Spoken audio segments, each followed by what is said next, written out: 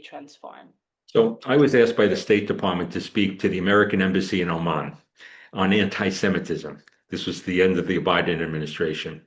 And most of the people who worked in the American Embassy were people who were Omanis, or from other places. They were not Americans, even though they were in the room. And when I brought up the IHRA definition that said that Israel doesn't have a right to exist, or if you have standards against it that you don't have for any other country, things like that. I said that is part of that definition, which is accepted by 30 countries, and it's in many states in the United States. And they were shocked. So, do you agree that because anti-Semitism, we throw it around so much, and we don't want to be cheapened because obviously it's not criticism of Israel, or else every Israeli would be an anti-Semite because the criticism is so large there. But do you think it is fair to say that somebody who is anti-Zionist said principally that the Jewish people have no right to have a national state, civilizational, traditional, religious, the whole package? Is that anti-Semitism? Absolutely, it is. And it is an expression, or I guess a manifestation of their misunderstanding of what it means to be a Jew. Because these people think that being a Jew is being a religious person, being affiliated with a religious group. And so they started to see Zionism as a religious movement. And because society in general has become more secular and more anti-organized religion, they project all of their, fears about religion onto the Jewish people and onto the state of Israel. To be a Jew means to be an ethnic people as well as a religious people. That is Jewish peoplehood. And the ethnic part is where the indigeneity comes in, where the native rights to the land come in. And as long as we don't educate about that, we are going to continue to have deep confusion and misunderstanding and misappropriation of these words of Zionism. And so this is why when I enter into any room, I say I'm half Jewish, half Muslim. Of course, the Muslim part is culture, because I grew up in the Muslim world and Muslim culture.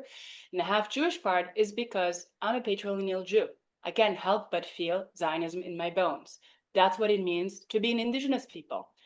When that land is not okay, I am not okay, because we have a sacred ancestral link to that land. We look to that land. When Jews build synagogues in New York City, at the peak of their golden age, or in Latin America, or in Budapest, or in Western Europe, when Jewish civilization thrives in any given space and they build synagogues, they build them with an Eastern style of architecture that looks to the East, that looks to Jerusalem. Why is that? Because we are from the Middle East. Nobody's going to remove that from our bones. And so we just have to clear up this confusion as much as we can. So the last question, first of all, thank you. I'm enjoying this so much. Is the Democratic candidate for mayor is a challenging figure who believes in the words globalize the intifada. He's forgetting about even his origin. It wouldn't make any difference. He happens to be Shia in practicing. Yeah. The question here is he doesn't seem to believe in Israel's right to exist. And so is it, and one of the things in engaging with, I was with basically some Gen Zs and millennials is about policy. I said, I'm happy to discuss policy, but I said to them, and then I want to know how you would handle it. I said, I don't even want to get to policy because I think he's anti-Semitic and we shouldn't be having a mayor in New York who's anti-Semitic. And the policy is almost irrelevant once you pass that. I don't care if he was right wing, left wing, whatever. He's an anti-Semite. If he's Marjorie Taylor Greene, or he is the young man who may be the next mayor of New York. So how do you handle that? You're in New York right now. Yeah, it's the talk of the town. I completely agree with you. I don't even want to get to policy or analyzing behavior or anything else, because he has basically called for the annihilation of the only Jewish state and has not taken it back. It's not like people said, oh, you said globalize the intifada. And he said, you know what? I did something completely wrong. I didn't know any better. And I'm going to learn and I'm going to do better. And I'm going to go to Israel to understand Israel and the Jewish people and the Jewish state. if he were to move to normalize Zionism and to accept the right of the Jewish people to be a free people, sovereign in their own homeland, it would be a different story. But he hasn't. He is normalizing both anti-Semitism and anti-Zionism, which means here's a scenario that I am afraid of. It's not necessarily that he's going to do something like the stuff that he's preaching, which is arrest Bibi because of the ICC warrant, which, by the way, was a product of Qatari meddling. But it's not the fact that he would arrest Bibi when he steps into New York, because that would never happen. He doesn't have the authority to do that. But it's the fact that he's going to normalize anti-Semitism at such a scale. And so our institutions will be less safe.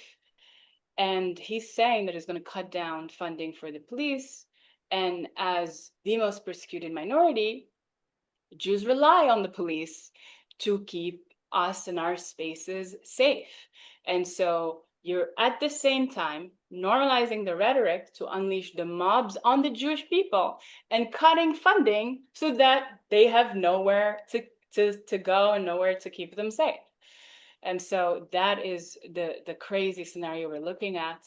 And to be honest with you, I mean, I hear these things and I can foresee mobs walking in New York City and attacking Jews and Jewish institutions and driving the Jewish community outside of not just New York, but the United States. And this is exactly what happens to every civilization that comes after Jews. Jews have to migrate and that civilization collapses. So it's not so much just about the Jews, it's about the entire American civilization and what was miraculously built here, which we won't find anywhere else. So, with that, I do still believe in the American experiment in democracy. It's an idea, and I'm glad I'm the glass half full. But the challenges we should not underestimate. So, for my listeners, readers, how can they follow you? How can they learn about your work? What can you tell them how to contact you? Absolutely. So I'm on Instagram under Millennial Moore or Chama Mechtaly. And they can find me on Twitter as well, see Mechtaly. I'm less active there. They can send me an email. You can find my website, chamamechtaly.com, or you can find me or contact me through the institute that I founded after October 7th, the Emma Lazarus Institute for Liberty and Tolerance, where we work specifically on de-radicalization and finding new pathways for regional integration and diplomacy. So, I want to thank you for your time and look forward to being with you again. Thank you so much, Eric.